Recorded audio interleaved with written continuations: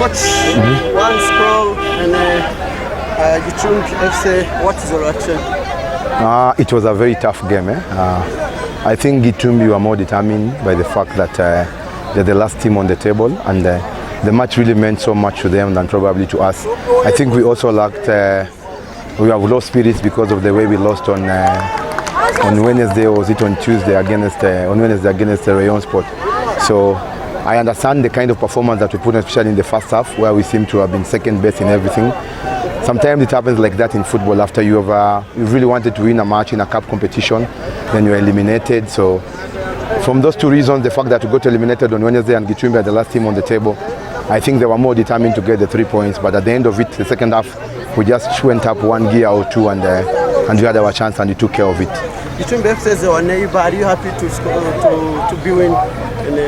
I'm happy to win any match, whether it's Apere, whether it's Chiovu, whether it's Utiro, whether it's Gicumbi. I mean, 3 points is 3 points. So unfortunately, they're in that position. I'm very professional. I can't do anybody a favor. Nobody has done me a favor since I came into this country. So they still have 6 matches to go. They can sort themselves out. But we'll try to go to Rubavu and play Marine in our next match. What was the secret? It was the 6th match without a win. What was the secret between you and your players? You didn't change anything in the first 11? To be honest, this is the worst match we've ever played. So I don't think I did so much.